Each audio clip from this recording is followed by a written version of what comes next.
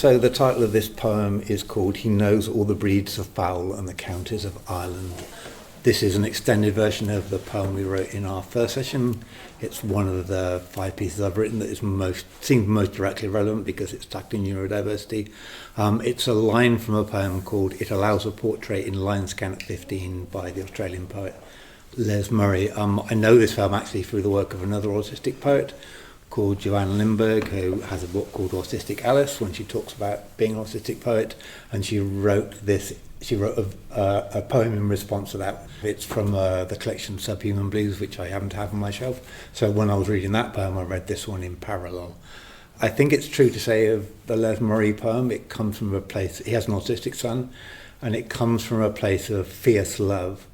But a lot of what you get a sense of is kind of not so much frustration, but somehow confusion or a feeling of being shut out from that world.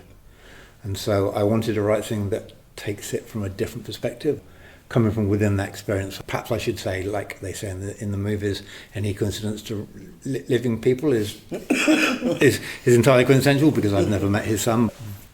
And so yeah, this is called He Knows All the Breeds of Fowls and the Counties of Ireland. Once our paths crossed in the supermarket, and we began to turn over every bird in the place until we found a feather. That afternoon we stood in the aisles and passed it back and forth, examined every barb and held it to the light to look for speckle, colour, pencil mark. We might have wished for Faverolles, Seabright, Rosecombe, Old English Game, the Spangled Russian Orloff, but working through the late feathered, the Scots grey, the Kosovo long crower, we settled to prosaic truth, the Australorp, the Orpington.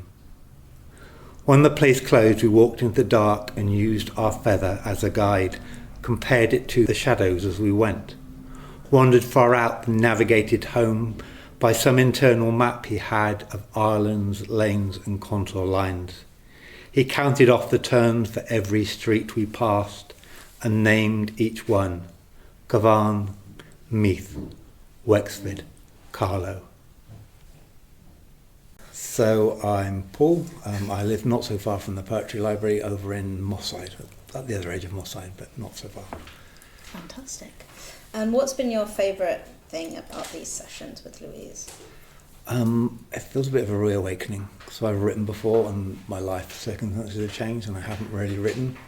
And it feels like that aspect of writing poetry is more like riding a bicycle than other forms of learning. It was just like started again. It's like, oh, this is just sitting here waiting to come out again, which was a welcome discovery, I think. And what in particular do you think it's offered you and maybe the group as a whole to have a specific group aimed at kind of autistic people over 30? What's been special about that?